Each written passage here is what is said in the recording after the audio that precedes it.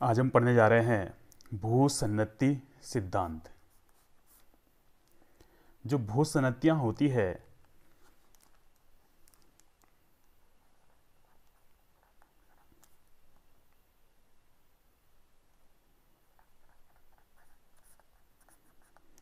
भूसन्नति लंबी संकरी एवं उथली जलीय गर्त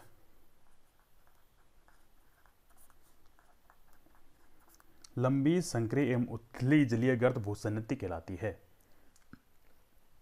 लंबी संकरी एवं उथली जलीय गर्त जो है भूसन्नति कहलाती है। भूसन्नति संकल्पना का जो प्रतिपादन किया था, भूसन्नति सिद्धांत का प्रतिपादन सबसे पहले हॉल एवं डाना ने किया। सबसे पहले जो है भूसन्नति सिद्धांत का प्रतिपादन हॉल एवं डाना ने किया। भूसन्नति जो शब्द दिया था,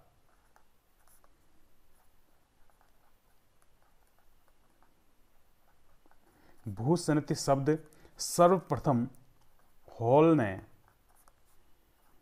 1963 में दिया।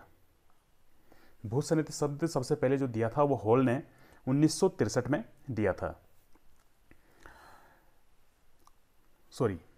डाना ने भूसन्नति शब्द जो दिया था वो डाना ने 1963 में दिया था। भूसन्नति शब्द सबसे पहले जो दिया था वो डाना ने 1963 में दिया था। और इसके जो प्रतिपादक हैं हॉल एवं डाना, दोनों को भूसन्नति का प्रतिपादक माना जाता है। भूसन्नति शब्द का, भूसन्नति सिद्धांत का प्रतिपादक माना जाता है हॉल एवं डाना को। भूसन्नति शब्द जो सबसे पहले दिया था वो दिया था डाना ने 1963 में। हॉल के अनुसार हॉल ने कहा कि वलित पर्वतों की चट्टानें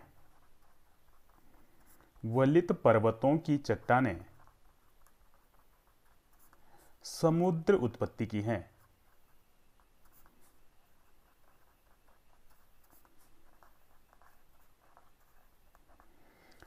हॉल ने कहा था कि वलित पर्वतों की जो चट्टानें हैं वो समुद्र उत्पत्ति की हैं। तो यहां तक हो गया भूसन्नति के बारे में एक सिंपल सी जानकारी।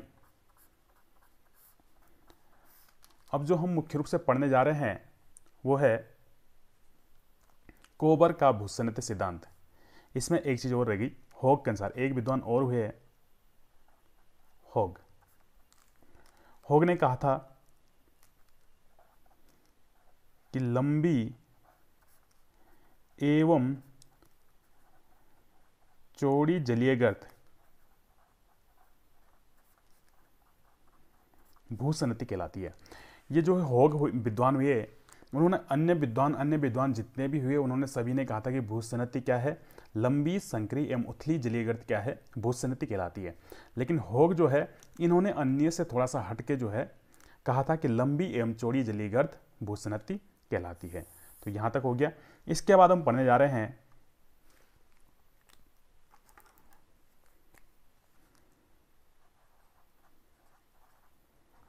कोबर का भूसन्नति सिद्धांत।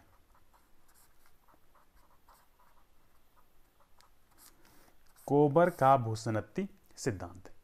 यहां तक तो हो गई भूसन्नतियों के बारे में जो है सिंपल सी जानकारी हो गई। इसके बाद है कोबर का भूसन्नति सिद्धांत। एक विद्वान हुए कोबर जिन्होंने भूसन्नति सिद्धांत दिया था। इनका जो भूसन्नति सिद्धांत है, इन्होंने कहा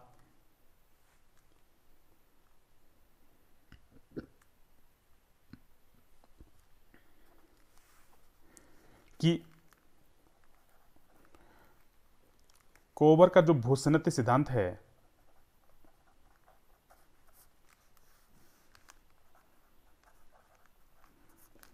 कोबर का भूसन्नति सिद्धांत संकुचन क्रिया पर आधारित है। क्रिया पर आधारित है। कोबर का भूसनत सिद्धांत संकुचन पर आधारित है। इन्होंने कहा कि लंबी संकरी एवं उथली जलीय गर्त भूसनती कहलाती है।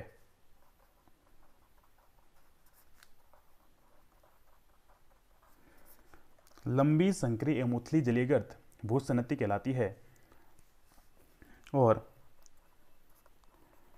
भूसन्नतियों का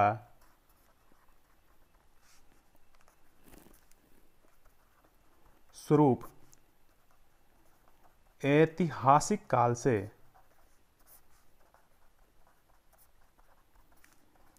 परिवर्तित होता रहा है।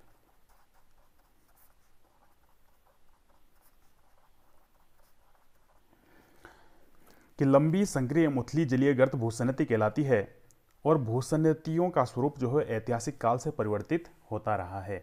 यह कहा था किसने? कोबर ने।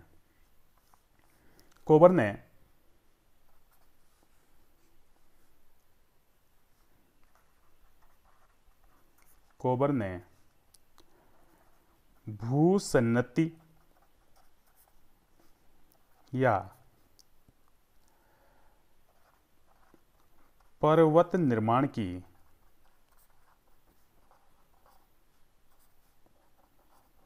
तीन अवस्थाएं बताई हैं।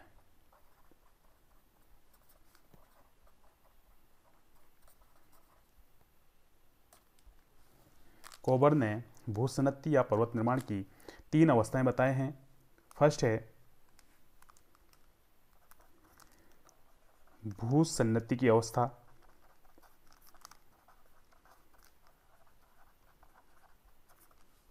सेकंड पर्वत निर्माण की अवस्था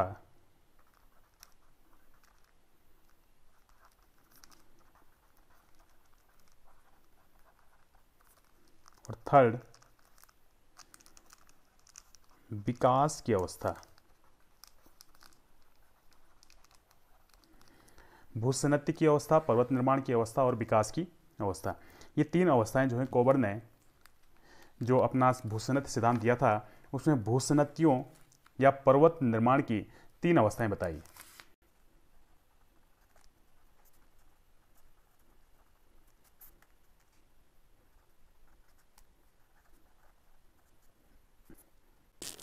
फर्स्ट है भूसन्नति की अवस्था।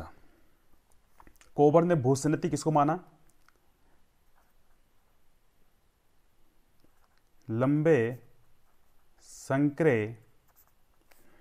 एवं उथले जलीय गर्त। ठीक है, लंबे संकरे एवं उथले जलीय गर्त जो है इसको जो है कोबर ने भूसन्नति कहा। अब भूसन्नति की उत्पत्ति कैसी हुई? भूसन्नतियों की उत्पत्ति, अब इसमें जो है कोबर ने इस संबंध में अपना कोई मत नहीं दिया। कोबर ने इस संबंध में कोई मत अपना नहीं दिया कि भूसन्नतियों की उत्पत्ति कैसे हुई। उन्होंने सिर्फ ये कहा कि दो दृढ़ स्थलखंडों के बीच दो दृढ़ स्थल खंडों के बीच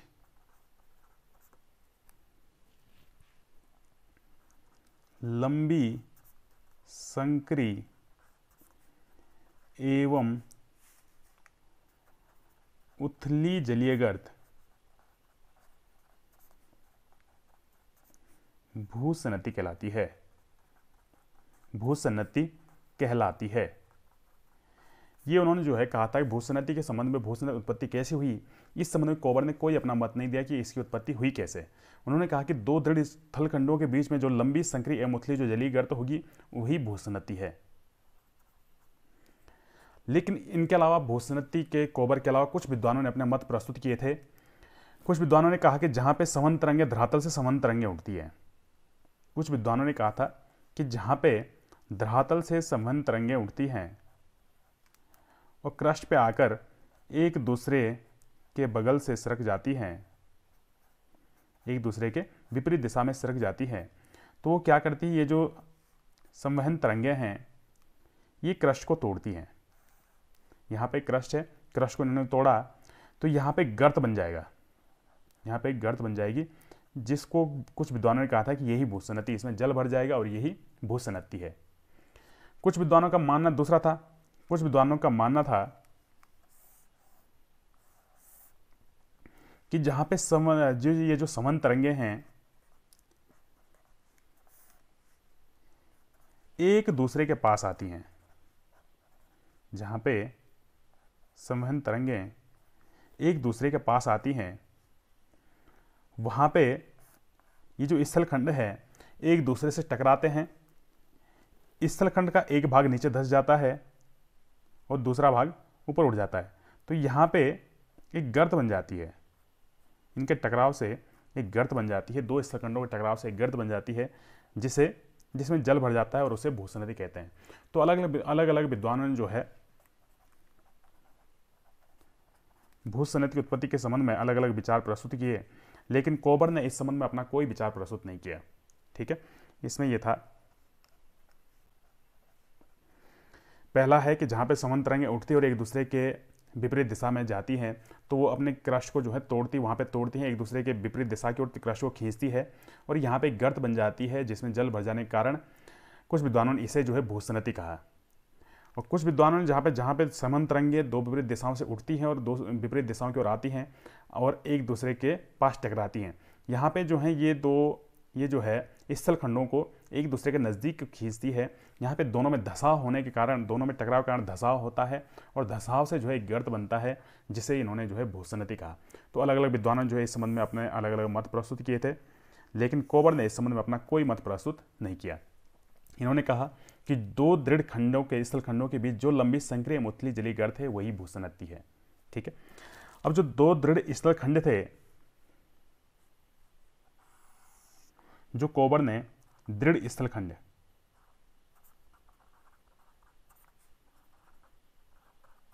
जो दृढ़ स्थल खंड थे इन्हें क्रेटोजेन नाम दिया, क्रेटोजेन नाम दिया। और जो बीच में जो गर्द थी या भूसन्नति हम जिसको कहते हैं, जो भूसन्नति थी इसे ओरोजेन नाम दिया, ओरोजेन। ठीक है, तो यहां पे है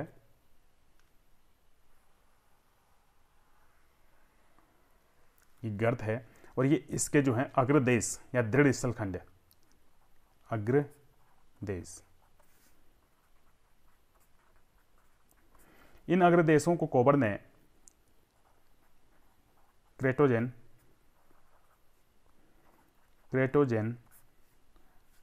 नाम दिया। और ये जो भूसन्नति है इसे ओरोजेन नाम दिया, ओरोजेन। अब इसमें जो है लगातार ये जो दृढ़ स्थल खंड है, ये जो अग्रदेश हैं, इनके बीच में जो उथली संकरी जलीय गर्त है, इसको क्या नाम, इसको जो है भूसन्नति कोबर ने नाम दिया था। ये दृढ़ खंडों के बीच में जो उथली संकरी एवं लंबी जलीय गर्त है इसे क्या नाम दिया, भूसन्नति।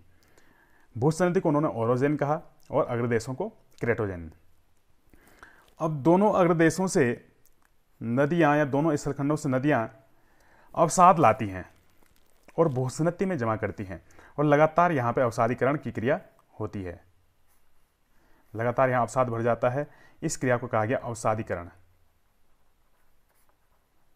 अवसादीकरण। अब लगातार जब अवसाद भरता है, अवसाद बढ़ता जाता है, अवसाद भरने के कारण ये जो गर्द है ये उथली हो जाती है, ये गर्द जो है ये उथली हो जाती है। तो यहां पे है, यह हमारी पहली अवस्था भूसन्नति की अवस्था।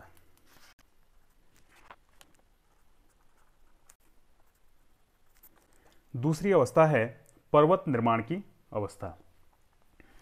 पर्वत निर्माण की अवस्था में क्या होता है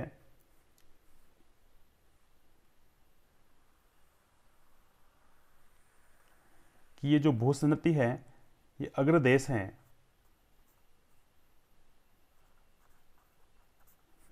अग्रदेश,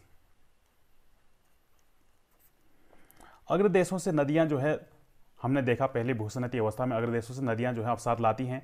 अवसादीकरण के कारण जो है, जब अवसाद पूरा इसमें भर जाता है तो जो भूसनती ये उथली हो जाती है। अब उथली हो जाती है तो ये अग्रदेश जैसे जैसे जब ये उथली हो जाती है तो उथली होने के कारण इसमें दबाव पड़ता है, भूसनती पे बहुत ज़्यादा दबाव पड़ता है। भूसनती पे दबाव पड़ता है तो भूसनती गहरी होने लगती है। भूसनती गहरी होती है तो जैसे जैसे गहरी होगी तो ये अग्रदेश एक दूसरे के नज़दीक आएंगे, इन पे जो है संपीड़नात्मक बल पड़ेगा और ये एक दूसरे के नज़दीक आने लगेंगे। ये अग्रदेश इस तरफ गति करेगा और ये वाला अग्रदेश इस तरफ गति करेगा। इस प्रकार से जब गति करेंगे तो इसका जो अवसाद है उसमें बलन पड़ने लग जाएगा। जो भूसनती में अवसाद है उसमें बलन पड़ने लग जाएगा, और जब इसमें अवसाद में बलन पड़ेगा तो इसी से जो है पर्वतों का निर्माण होता है। इन्हीं से जो है ये जो बलन पड़ रहे हैं, इन्हीं से जो है पर्वतों का निर्माण होता है। जो हमारे वलित पर्वत हैं, जैसे हमारा हिमालय, तो हमारा हिमालय जो है तैथिस सागर के अवसादों के कारण जो है इसमें वलन पड़ने से हमारा हिमालय का निर्माण हुआ है। अब जो है इसमें दो चीज़ें आती हैं। यदि अग्रदेशों की जो गति है, यदि गति तीव्र हो तो संपूर्ण अवसाद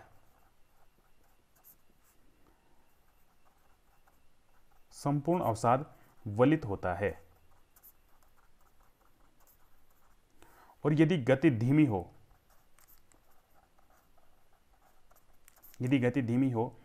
तो केवल किनारे ही वलित होते हैं, केवल किनारे ही वलित होते हैं। मध्य भाग वलित नहीं हो पाता है, या मध्य भाग में वलन नहीं पड़ता है, जिसे मध्यपिंड कहा जाता है। ठीक है, तो ये हो गया, गति जब अगर तीव्र हो तो संपूर्ण अवसाद वलित होता है, और यदि गति धीमी हो तो केवल जो है किनारे वलित होते हैं, मध्य भाग वलित नहीं हो पाता, जिसे मध्यपिंड कहते हैं।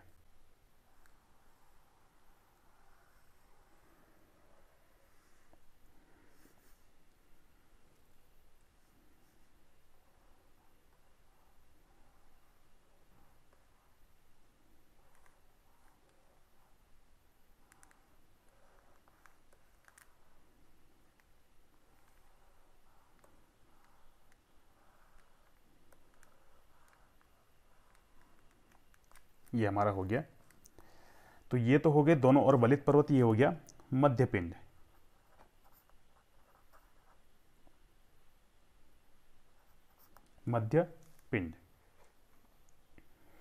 अभी जो मध्यपिंड है,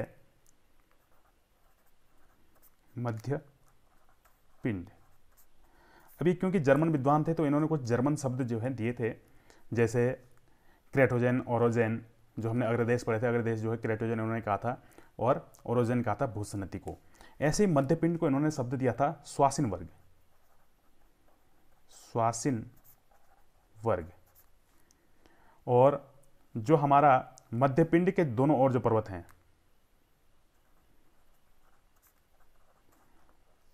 मध्यपिंड के दोनों ओर के पर्वत, इसे इन्होंने नाम दिया रैंडकेटन।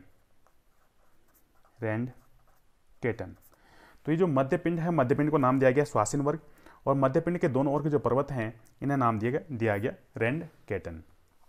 तो ये हमारा हो गया पर्वत निर्माण की अवस्था। पर्वत निर्माण की अवस्था है, अगर गति तीव्र हो तो पूरा संपूर्ण वलन पड़ेगा, और यदि गति धीमी हो तो केवल किनारे ही वलित होंगे, और शेष भाग जो है, मध्य का जो भाग है मध्यपिंड के रूप में शेष रहेगा। मध्यपिंड को इन्होंने स्वासिन वर्ग नाम दिया, और मध्यपिंड के दोनों ओर के जो पर्वत हैं इसे उन्होंने रैंडकेटन नाम दिया।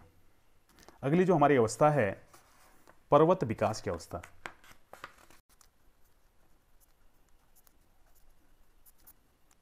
पर्वत विकास की अवस्था, ये जो अवस्था है इसमें इन्होंने कहा कि पर्वतों का निर्माण तो हो चुका है। अब पर्वतों के निर्माण होने पर लगातार जो है, जब पर्वतों का निर्माण होगा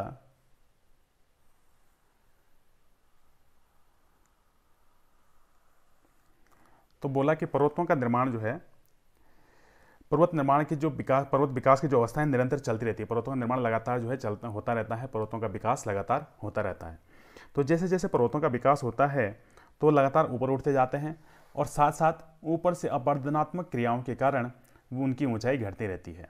अब क्योंकि यहाँ से जो है लगातार नदियाँ अपर्दन करती रहती, पर्वतीय क्षेत्रों से नदियाँ लगातार अपर्दन करती रहती हैं, तो निचले भागों में अवसादों का जमाव अधिक हो जाता है। निचले भागों में अवसादों का जमाव अधिक होता है। अब निचले भागों में अवसादों का जमाव अधिक होता है तो इनमें दबाव अधिक पड़ता है। इनमें इस अवस्था को संतुलित करने के लिए, इस जो है असंतुलन को, जो ये असंतुलन हो रहा है, यहाँ से पर्वतों की ऊंचाई घट रही है और यहाँ पे लगातार दबाव बढ़ता जा रहा है, यहाँ पे जो अवसाद अधिक हो रहा है, दबाव बढ़ रहा है। इस अवस्था को संतुलित करने के लिए क्या होता है कि भूगर्भ से कुछ पदार्थ जो हैं पर्वतों की ओर खिसकते हैं और पर्वतों की ऊंचाई को बढ़ाते रहते हैं। यहाँ से जैसे दबाव पड़ता है, यहाँ से कुछ पदार्थ जो हैं पर्वतों की ओर फिर से जो है स्थानांतरित हो जाते हैं और पर्वतों की ऊंचाई को, पर्वतों के विकास में वृद्धि करते हैं। तो यह है पर्वत विकास की अवस्था। अब है इसके बाद कि कोबर ने जो है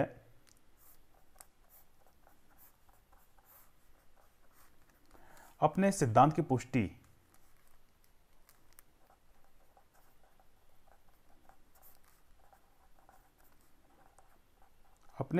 पुष्टि के लिए कुछ साक्ष्य दिए।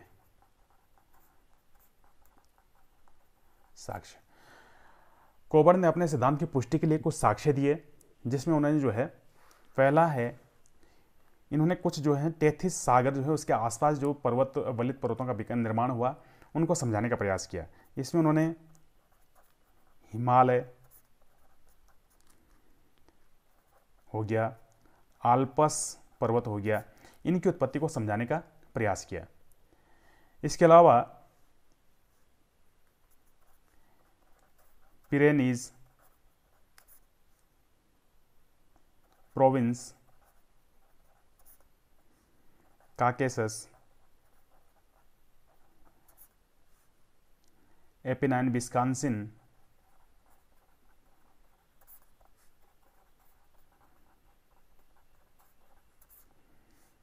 एटलस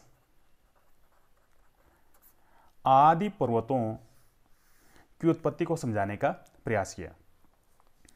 तो ये हो गया Himalaya, Alps, Pyrenees, province, Caucasus, Apennine, Wisconsin, Atlas. इन पर्वतों की उत्पत्ति को इन्होंने समझाने का प्रयास किया कि इनकी उत्पत्ति जो है, इनकी ये जो है सभी वलित पर्वत हैं और इनकी जो चट्टानें हैं समुद्र उत्पत्ति के हैं।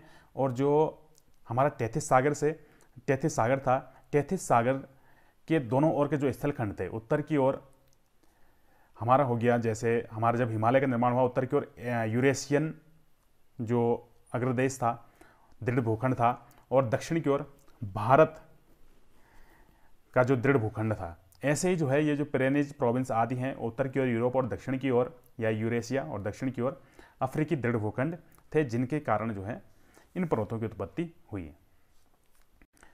अब बात आती है मध्यपिंड। इन्होंने जो है मध्यपिंड को भी समझाने का प्रयास किया।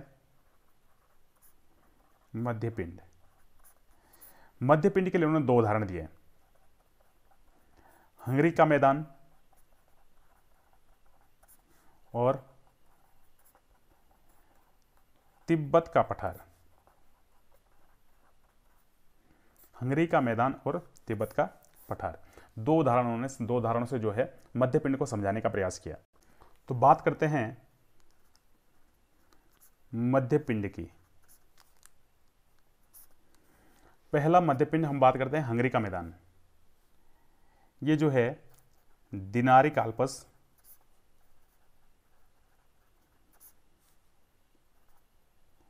हंगरी का मैदान और कार्पेंथियन पर्वत।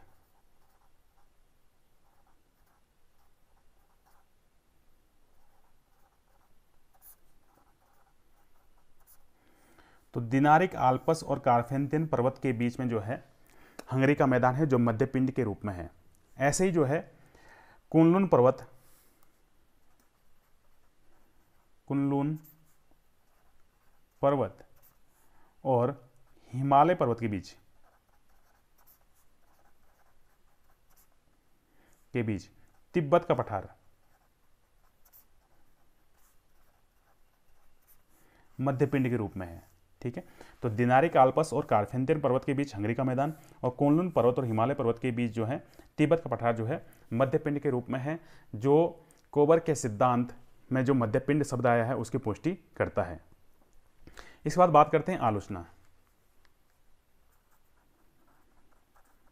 आलोचना, जो कोबर का भूषणित सिद्धांत था उसकी कुछ आलोचनाएं भी हुई हैं। पहली जो आलोचना हुई है बल को लेके, कि जो पृथ्वी के संकुचन, जो इन्होंने संपीड़नात्मक बल कहा था, पृथ्वी के संकुचन से इतने बड़े पर्वत नहीं बन सकते।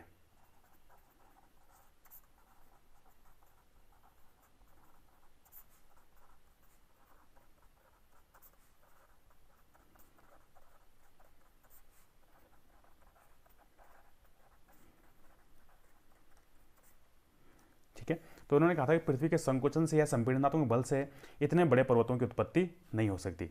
दूसरी आलोचना जो इनकी हुई थी स्वेस महोदय ने की थी।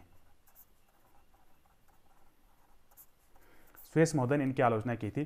तो स्वेस महोदय ने कहा था कि केवल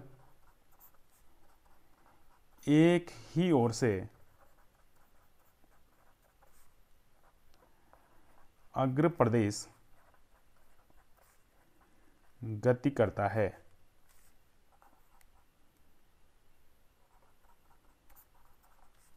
न कि दोनों ओर से।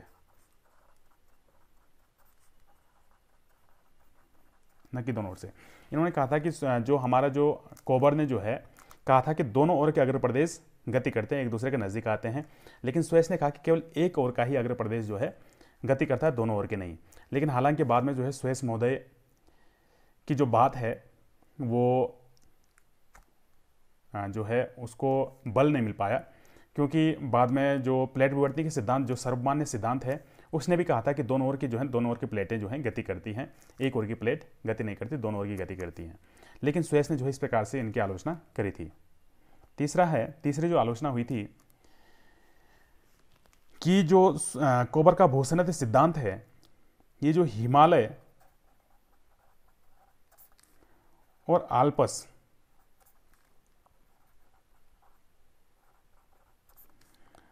पर्वतों की उत्पत्ति को समझाने में तो सफल रहा, हिमालय और आल्प्स पर्वतों की उत्पत्ति को समझाने में सफल रहा, लेकिन कुछ और पर्वत भी हैं जैसे रॉकीज, एंडीज, इन पर्वतों की उत्पत्ति को समझाने में कोबर का भूषणित सिद्धांत सफल नहीं रहा कि ये जो रॉकीज, एंडीज पर्वत है इनकी उत्पत्ति कैसे हुई। हिमालय और आल्प्स की तो स्पष्ट है कि इनकी जो है इस प्रकार से हुई होगी, ऐसा जो है कोबर ने कहा था। तो उन्होंने कहा कि जिस प्रकार से उन्होंने कहा था ऐसा लगता भी है वर्तमान परिस्थितियों को देखे कि ऐसा हुआ होगा, लेकिन रॉकीज और एंडीज की उत्पत्ति कैसे हुई इसको समझाने में जो है कोबर महोदय जो है सफल नहीं हो पाए। धन्यवाद।